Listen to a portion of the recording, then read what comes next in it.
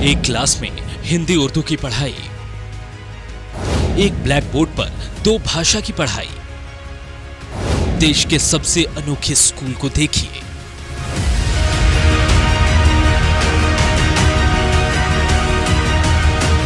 भाषा के नाम पर आपने लड़ते देखा होगा, लेकिन ऐसा प्यार कभी नहीं देखा होगा।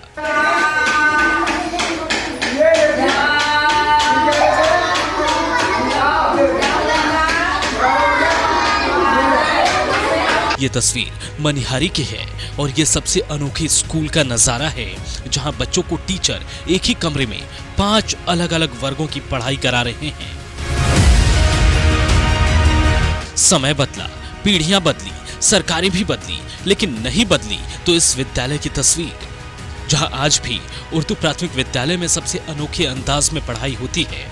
स्कूल के एक कमरे में एक ब्लैक बोर्ड पर 2 शिक्षक और शिक्षिका एक साथ बच्चों को पढ़ा रहे हैं।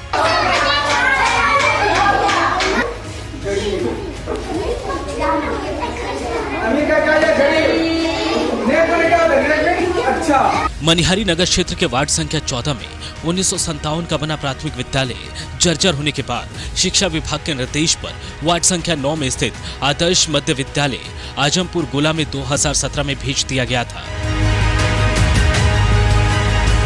उर्दू प्राथमिक विद्यालय के लिए यहाँ सिर्फ एक कमरा मिला है, जिसमें पहली क्लास से 5वीं तक के बच्चों की पढ़ाई होती है। 2017 से 2022 आ गया, लेकिन इस स्कूल की सूरत नहीं बदली।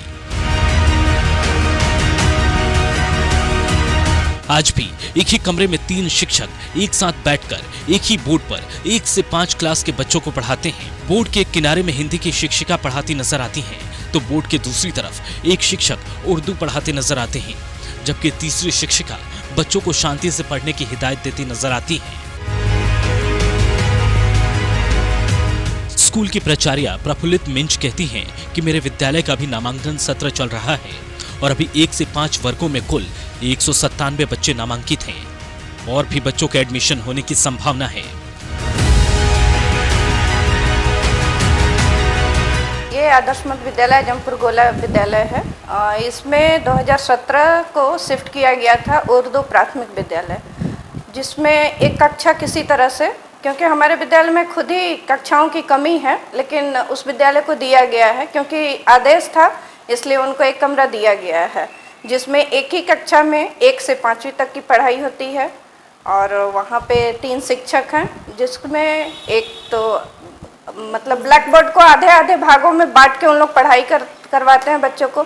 एक तरफ हिंदी की पढ़ाई होती है, एक तरफ उर्दू की, जिसके कारण बच्चों को बहुत ज़्यादा परेशानी होती है। उनको पढ़ने में, समझने में बहुत ज़्यादा दिक्कत होती है और बच्चों की अनुपस्थिति भी अधिक हो जाती है, क्योंकि एक कमरे में बहुत सारे बच्चे जितना होना चाहिए वो बैठने में उनको बहुत तकलीफ होती है।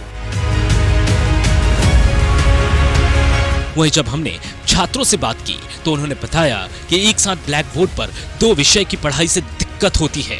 हम लोगों को पढ़ाई की पूरी बात समझ नहीं आती।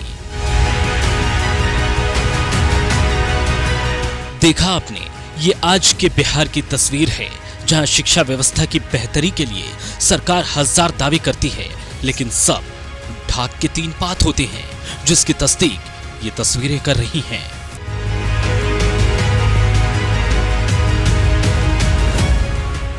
Tajim Hussain, times news, Manihari.